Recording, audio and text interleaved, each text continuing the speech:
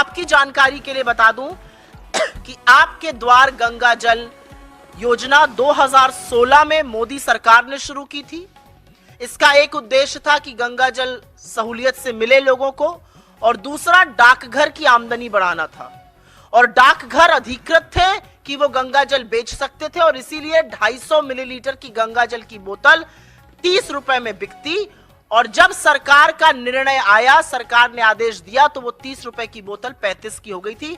ये मैं जबानी जमा खर्च नहीं कर रही हूं। 2 ऑर्डर, एक 8 अगस्त को ऑर्डर निकला था और एक 3 अक्टूबर को निकला था, जिसमें गंगा जल पर 18% जीएसटी लगाने का आदेश था। और अगर मेरी बात पर आपको यकीन ना हो तो प्रत्यक्षम किम प्रमाणम, ये इंडिया पोस्ट का ट्वीट है। ये सारी चीजें हम आपके साथ साझा करेंगे, क्योंकि सच को दिखाने के लिए ज्यादा मशक्कत नहीं करनी पड़ती है, और झूठ जो बोलता है उसको बड़ी मेहनत करनी पड़ती है, फिर भी झूठ ध्वस्त हो जाता है। ये इंडिया पोस्ट की एक ट्वीट है 18 अगस्त की। साफ तौर से कह रहे हैं कि 30% प्लस 18% जीएसटी पर आपको 250 मिलीलीटर की गंगा जल की बोतल मिलेगी।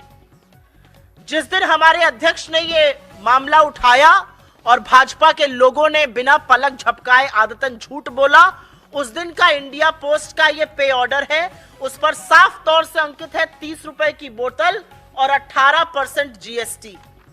ये इंडिया पोस्ट की वेबसाइट पर ऑर्डर करते वक्त हमने स्क्रीनशॉट लिया। तो जब कांग्रेस ने यह मुद्दा मुस्तैदी से उठाया, हमारे अध्यक्ष ने उठाया, हम सब लोगों ने उठाया, तो इस झूठ से बचने के लिए सरकार ने फटाफट आनन फानन में पहले तो इंडिया पोस्ट से 18% जीएसटी गायब कराया और लिखवाया इस पर जीएसटी नहीं है। लेकिन यह बाद में हुआ, पहले 18% जीएसटी यहां पर अंकित है। उसके बाद एक ऑर्डर इशू किया गया। ये वो ऑर्डर की कॉपी है, इसको भी हम साझा करेंगे। ये ऑर्डर 12 अक्टूबर का है, जब कंट्रोवर्सी चल रही थी, और इस ऑर्डर में साफ तौर से कहा गया है कि 8 अगस्त और 3 अक्टूबर का ऑर्डर विथड्रॉन माना जाए, गंगा जल पर जीएसटी नहीं लगेगा। इसका मतलब पहले गंगा जल पर जीएसटी लगने की जिस ऑर्डर की हम बात कर रहे हैं वो निकल चुका था। 30 रुपए का गंगा जल 35 में बिक रहा था, और ऑनलाइन अगर आप इसको खरीदते कहीं बाहर से तो 125 रुपए का 250 मिलीलीटर, 2 बोतलें लेते तो 210 की, और 4 लेते तो 345 की जीएसटी लगकर बिक रही थी। ये असलियत है। सरकार ने आनन फानन में अपना ये निर्णय बदला। कहा गया था कि ये पूजा की सामग्री है, और पूजा की सामग्री पर तो जीएसटी लगता ही नहीं है। वो भी एक कोरा झूठ है। ये सीबीआईसी जो इनडायरेक्ट टैक्स की वेबसाइट है, जो जीएसटी जिसके अंतर्गत आता है, उसकी वेबसाइट का स्क्रीनशॉट मेरे हाथ में है। इसमें 10 चीजें हैं पूजा की सामग्री में जिस पर जीएसटी नहीं लगता है। ये कल रात की ली हुई प्रिंट आउट है। उसमें रुद्राक्ष की माला है, और आपकी सहूलियत के लिए, जिससे कि लोगों को दिखा हुआ ज्यादा याद रहता है, ये सारी चीजें हम लेकर आए हैं कि पता रहे। क्योंकि गंगा जल पर जब झूठ जो बोल सकता है, मां गंगा के नाम पर जो झूठ बोल सकता है, वो तो हर चीज पर झूठ बोल सकता है। तो ऐसे लोगों को साक्ष्य दिखाना बड़ा जरूरी होता है।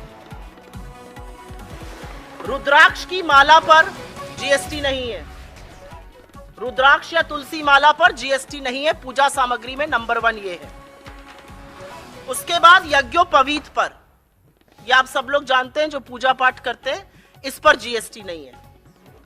बिना ब्रांड के शहद पर जीएसटी नहीं है। आपकी तरफ इसको पता नहीं क्या कहा जाता है, हमारी तरफ इसको कलावा कहा जाता है, रक्षा सूत्र भी कहते हैं, इस पर भी जीएसटी नहीं है। विभूति ज्यादातर साउथ इंडिया में लगाई जाती है, इस पर भी जीएसटी नहीं है। रोली पर जीएसटी नहीं है। चंदन के टीके पर जीएसटी नहीं है। दिए की बाती पर जीएसटी नहीं है।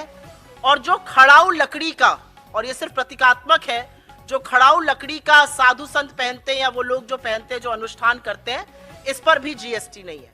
बाकी सब चीजों पर जीएसटी इसमें अंकित है। चरणामृत पे जीएसटी नहीं है। अभी तक इसमें गंगा जल का कोई विवरण नहीं आया है। ये मैं वेबसाइट से जीएसटी की लेकर आई हूं। नील जीएसटी इन 10 चीजों पर है जो मैंने आपको दिखा दिया। गंगा जल का इसमें जिक्र नहीं है। तो ये जो झूठे और महाझुट्ठों की फौज है, इनसे जरूर पूछना चाहिए कि जब हमने आपकी पोल खोली तो आपने बोला गंगा जल पर जीएसटी नहीं लगेगा, नहीं तो इस गंगा जल पर भी आप 18% टैक्स लगा रहे थे। अब आप सोचिए कि जो धर्म के स्वयंभू ठेकेदार हैं वो सबसे ज्यादा धर्म के अनुयायियों को ठगते हैं। हिंदू धर्म में गर्भधारण से लेकर मृत्यु तक 16 कर्मकांड होते हैं और उस सब में गंगा जल अनिवार्य है। घर की शुद्धि के लिए, आचमन के लिए, चरणामृत में जब तक गंगा जल नहीं पकता वो आप देवी देवताओं को चढ़ा ही नहीं सकते। तो इन सब चीजों में गंगा जल अनिवार्य है और सरकार की प्लानिंग तो ऐसी थी कि इस पर भी टैक्स वसूली करी जा रही थी। इस पर भी 18% टैक्स श्रद्धालुओं से लिया जा रहा था। कांग्रेस ने जब इस मामले को उठाया, इनके सच का पर्दाफाश किया, इनका भांडाफोड़ किया, तब जाकर कहीं पर इन्होंने वो टैक्स हटाया। और मैंने आपको ये सारे तथ्य कागजों के साथ दिखा दिए हैं, अनाउंसमेंट्स के, जीएसटी ऑर्डर के, और फिर कैसे विथड्रॉ किया गया। नवरात्र चल रहा है, बहुत पावन पर्व है। 9 दिन देवी के 9 रूपों की उपासना की जाती है। अलग अलग मान्यताओं से मनाया जाता है, अलग अलग रीति रिवाजों से मनाया जाता है। कहीं पर माँ का मायके आना, तो जैसे बेटी घर आती है हर्षोल्लास होता है, वैसे आपको बंगाल के पंडालों में प्रतिमा और पंडालों में दिखेगा। कहीं पर रात भर गरबा और डांडिया किया जाता है, कहीं पर व्रत उपवास किया जाता है, कहीं पर गोलू सजाया जाता है। लेकिन 9 दिन उपासना माँ की जरूर होगी। तो इस बार जब उपासना होगी और गंगा जल पर जीएसटी नहीं देना पड़ेगा, तो श्रद्धालुओं के मन से हमारे लिए आशीर्वाद और आशीष जरूर निकलेगा। और उसी आशीष का परिणाम है कि हम इनके हर झूठ का भांडाफोड़ करते रहेंगे, क्योंकि यह सच की लड़ाई है और सच में ये हमेशा हमेशा झूठ बोलने का काम करते हैं। तो आपके सामने ये तथ्य लाना जरूरी था। थोड़े दुख के साथ ये बात ये भी कहती हूं कि ये इन्वेस्टिगेशन, ये फैक्ट चेक तो आप कुछ साथियों को करना चाहिए था, हम लोगों को करना पड़ रहा है। लेकिन कोई बात नहीं, बहुत सारे लोग हैं जो ऐसा काम नहीं कर रहे हैं। आश्वस्त रहिए, हम ये काम जरूर करते रहेंगे और सरकार का जो असली चेहरा है उसको बेनकाब करते रहेंगे। और असली चेहरे में धर्म के ये स्वयंभू ठेकेदार धर्म के नाम पर सबसे ज्यादा लोगों को ठगते हैं। मां गंगा को भी इन्होंने बख्शने का काम नहीं किया।